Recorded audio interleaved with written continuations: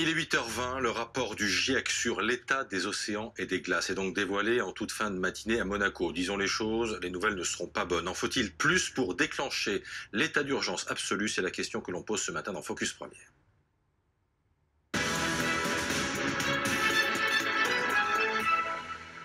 Avec nous pour en parler, Yvan Bourgnon, vous êtes navigateur, aventurier et fondateur du projet Sea Cleaners. Merci d'être là, Yvan. Laurent Bob, climatologue et océanographe à l'Institut Pierre-Simon Laplace, est également là pour nous parler de ce rapport du GIEC qui est dévoilé tout à l'heure en fin de matinée et qui se concentre sur les océans et le permafrost, enfin ce qu'on a appelé la cryosphère. Et la montée des océans, la montée des eaux, c'est aussi directement chez nous l'érosion de ce qu'on appelle le trait de côte. Exemple concret ce matin à Cachelay-Chevalier qui est en Normandie, à Varengeville-sur-Mer, parce que là-bas il y a une église qui est construite sur une falaise et qui se rapproche dangereusement du vide, Ashley.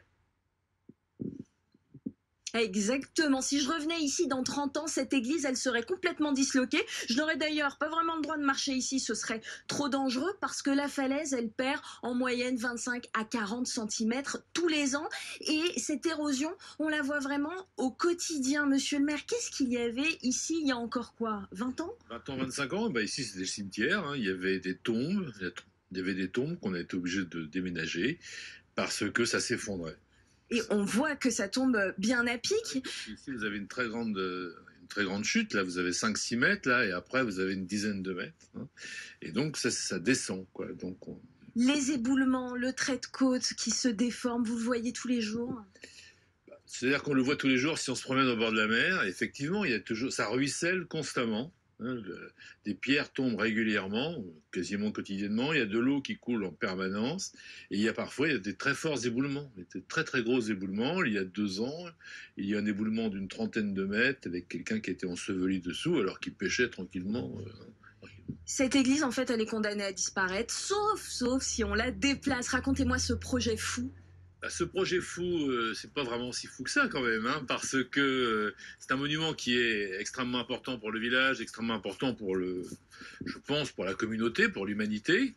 Et 2 personnes sont venues me voir un jour en me disant, écoutez, au train où vont les choses, dans 25-30 ans, il y aura un souci. Mais on va la déplacer comment? Eh ben, on va se mettre à genoux, si vous voulez, hein, et on va glisser des poutres dessous, et on va la faire monter sur des vérins. Et donc, l'idée, c'est de la déplacer où? C'est de la déplacer à peu près à 150 mètres d'ici. Pour gagner combien de temps? Je pense 150 ans. Pour qu'elle soit encore là dans 150 ans, ça coûte combien un projet pareil? Un projet pareil, c'est évalué à 20 millions d'euros. Mais 20 millions d'euros, c'est effectivement beaucoup, mais au regard de ce que représente ce monument, au regard de ce qu'il est, de son passé, de son histoire... Ça les vaut, probablement. En tout cas, ici, il y a déjà des gens qui ont été obligés de déménager. 2 maisons sont tombées dans la mer. Sont là, Laurent Bopp, les signes tangibles du réchauffement climatique sur nos côtes, mais partout dans le monde? Partout dans le monde, et l'océan est un témoin de ce changement climatique. Donc la montée du niveau des mers, les augmentations de température, et beaucoup d'autres effets du changement climatique dans l'océan que l'on constate aujourd'hui. Un témoin ou un accélérateur? Alors c'est à la fois un témoin, parce qu'il répond au changement climatique en étant modifié lui-même, et c'est pas un accélérateur, c'est plutôt un ami dans la bataille contre le changement climatique. Pourquoi? Parce qu'il absorbe de la chaleur, donc il ralentit la vitesse à laquelle l'atmosphère se réchauffe, et parce qu'il absorbe aussi une partie de nos émissions de carbone anthropique, et donc il ralentit la vitesse à laquelle le CO2 augmente dans l'atmosphère. Mais de moins en moins vite. Alors de moins en moins vite. Pour la quantité de chaleur, il a absorbé aujourd'hui près de 90% de la quantité de chaleur additionnelle. Donc ça, c'est une bonne nouvelle, il va continuer à absorber de la chaleur au cours des prochaines décennies. On se pose des questions sur l'efficacité de l'océan à absorber cette chaleur ou ce carbone au cours des prochaines décennies. On pourrait être témoin de boucles de rétroaction positives qui pourraient effectivement que le système... Ça, c'est très Il y a un peu important. d'espoir quand même. Ça, c'est très important. Ça veut dire que ce phénomène-là, qui paraît tellement gigantesque, est peut-être réversible.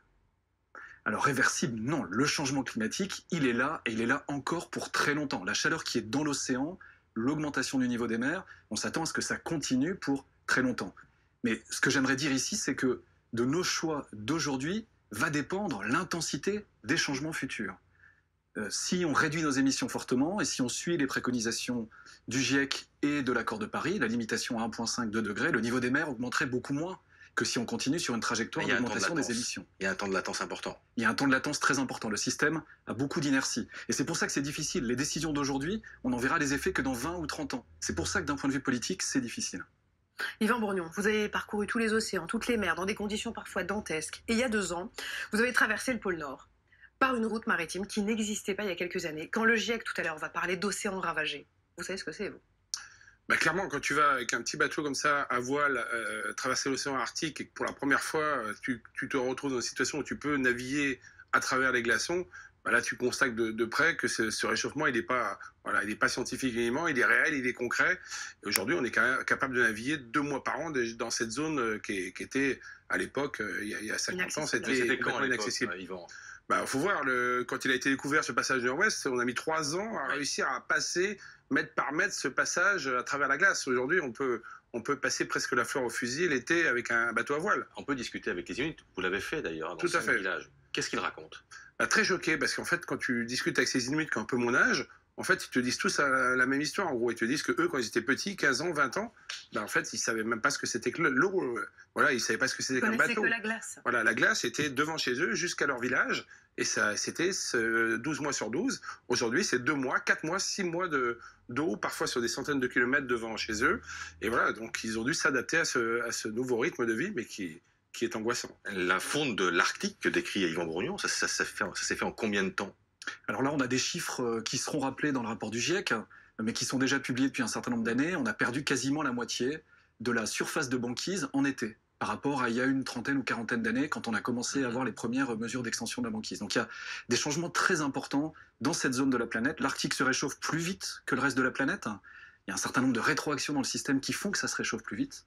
Et donc c'est une zone particulièrement touchée par le changement climatique. Et le permafrost, qui est ces terres Il faut expliquer ce que c'est. Voilà, ces terres gelées là, qui sont en train de se réchauffer, bah, dégagent de plus en plus de carbone et surtout de méthane, qui sont des gaz à effet de serre bien plus puissants encore que le reste. Et donc, voilà, quand tout ça va se réchauffer, on voit que ça va s'accélérer dans les conséquences. C'est donc pour ça que ça s'accélère. Alors ça s'accélère aujourd'hui, c'est ce qu'on voit, mais je crois qu'il faut rappeler qu'on a encore les mains sur le guidon et que de nos choix vont dépendre ces phénomènes. Donc agissons et agissons vite. On parle aussi beaucoup de l'acidité des océans, voilà, augmentation de l'acidité des océans. D'abord, qu'est-ce que ça veut dire? Alors je parlais tout à l'heure du fait que les océans absorbaient du carbone et nous aidaient à limiter la vitesse à laquelle le CO2 augmente. Mais le CO2 c'est un acide, et donc quand l'océan absorbe ce CO2, il s'acidifie, la chimie de l'eau de mer change, et ça a des impacts sur les écosystèmes marins.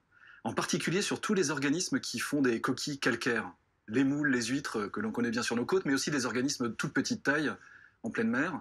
Et donc ces organismes, ils n'aiment pas quand l'eau de mer devient plus acide. Et donc on s'attend à des impacts de l'acidification de l'océan sur ces organismes marins. La biodiversité marine. Et donc sur la biodiversité marine, sur l'ensemble des chaînes alimentaires, depuis les micro-organismes plancton jusqu'aux grands mammifères, par exemple. Et autre chose qui fait peur quand on parle du réchauffement des océans, c'est les effets sur la météo avec les ouragans, les cyclones, qui sont plus violents.